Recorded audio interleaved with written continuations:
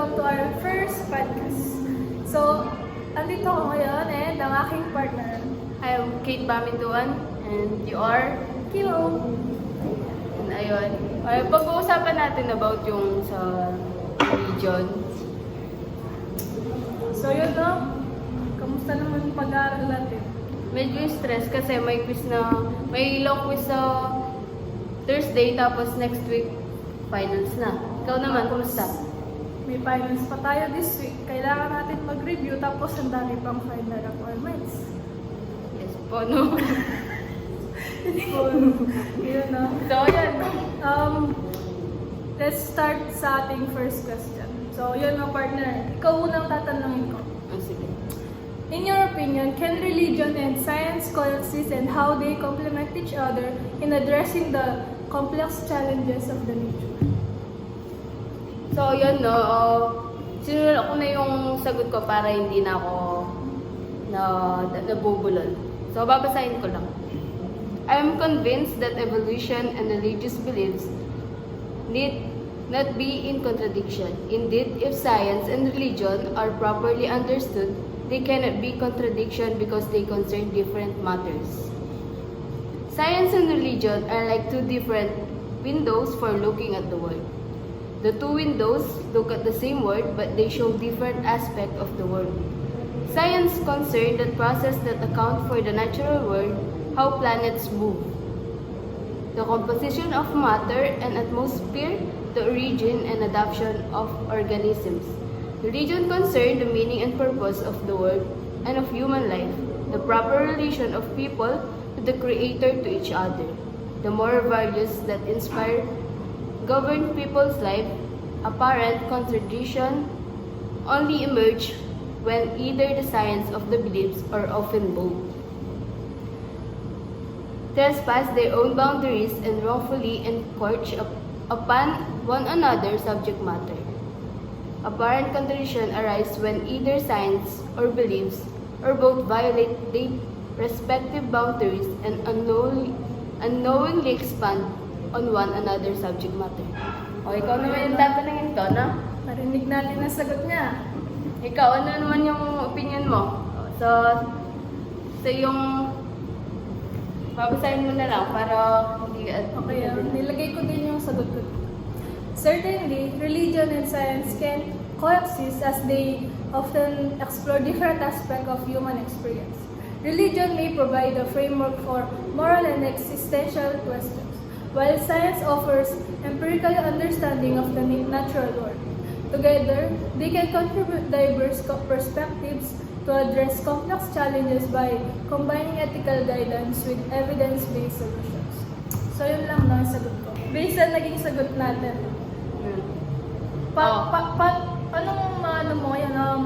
paano mo ma-appreciate ang isang science sa religion?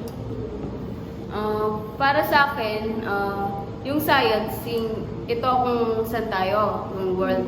Then religion, oo, yung mga living things, ganun. Sa religion naman,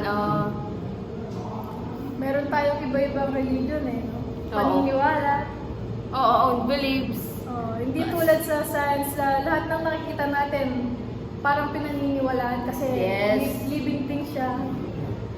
Sa religion, may iba tayong paniniwala, Yes. may iba tayong leader. And dapat respetuhin ng mga bawat opinion sa religion. Ay, O, partner. sa question na tayo? Yes, dumako na tayo sa second question. What ways can be employed to promote mutual understanding and respect among followers or different religions, especially in religions with a story or religious conflicts? So yun lang, ito yung sagot ko. Promoting mutual understanding and respect among followers of different religions and regions with a history of conflicts and involved interfaith dialogue. Educational initiatives and cultural exchange encouraging open communication, highlighting shared values and fostering empathy can help bridge divides. Additionally, promoting religious literacy and inclusivity in education can contribute to a more tolerant and understanding society. Ayun lang ang sagot ko. O ikaw naman, tatanungin kita. What ways can be employed to promote mutual understanding and respect among followers or different religions, especially in religions with a story or religious conflicts? Ito yung sagot ko, partner. And pakinggan natin si partner ko. Seeing a ceremony or service in a person can provide more context. Begin with friends who hold different beliefs. Learn about religious ceremonies and how the tradition differ from yours. Otherwise, you can go to local religious institution and talk to the people in church about sitting in a service. Through the specified vary, most religions share core values, from Christianity, Islam, Judaism to Hinduism, and beyond. Each religion promote moral values its member. It's easier to respect all beliefs when you understand that every religious person, like every non-religious person, is strive to be the best version of themselves. Okay, yun na yung sagot ko, partner. Base sa mga naging sagot natin, Oh, medyo pareho naman. yes. Yun.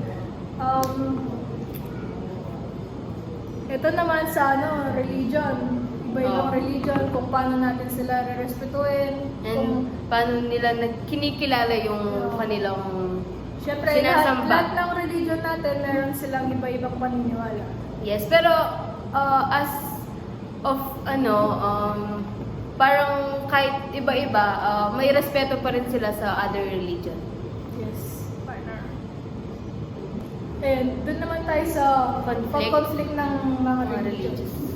So, Christianity as a Christian, kahit di ka magsimba pwede, pero sa other religion, like sa INC, ganun, born again. Kailangan meron kang parang attendance sa kapilya nila. Ganun. Pag hindi ka nagsimba, susunduin ka sa bahay nila. Oo, ganun. Yun, para So, kahit iba yon, kailangan pa rin natin respetuhin kasi iba-iba din tayo ng paniniwala. Yes. Okay, sa last question na tayo. Yes, partner.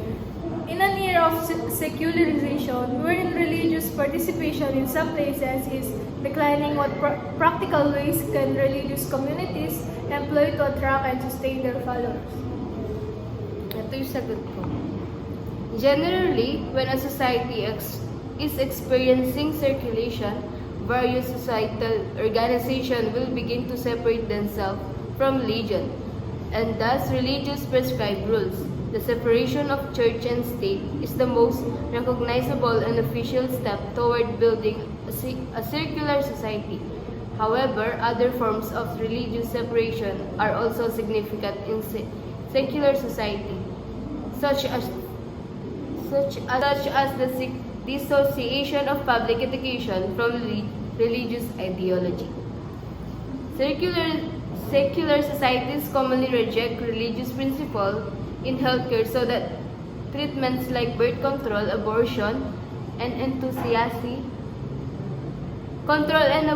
may be considered acceptable practices.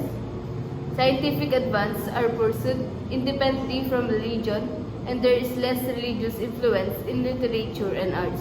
However, it's important to note that not all secular society conduct themselves in the same way. O, ikaw naman, partner. Sasagutin kayo ng tanong na yan. Okay. Religious communities facing declining participation can employ practical strategies like embracing technology for outreach, offering or relevant and engaging programs, fostering a sense of community and belonging, and adapting traditions to contemporary context, emphasizing the social and ethical aspects of religion, promoting inclusivity and addressing the evolving needs of followers can help attract and sustain engagement in an era of secularization. Yun dun sa question number 3, medyo meron tayong word na hindi pa-realize sa atin yung about sa secularization. Secularization para siyang yung mga 80s na walang sinasamba, wala silang pinaniniwalaan. No? Yun. Pero dapat, may isang nagmamahala na dapat masunod or may kayat sila na maniwala na may ganito, may Panginoon, ganun. Yan, gaya nung isang klase namin, no? Simula nung first year kami, sabi niya 80s siya. Pero nung nag-enroll kami sa RRES, sa subject Yun. na to, yun, bigla niya Dinedeny niya na hindi oo. siya 80s. Parang, ganun. na siya na may, lahat kami may pinaniniwalaan, pero siya, parang naiba siya sa amin. Yes. Yun, no, guys? Yes, pa- So, thank you sa pakikinig sa aming small Podcast. podcast.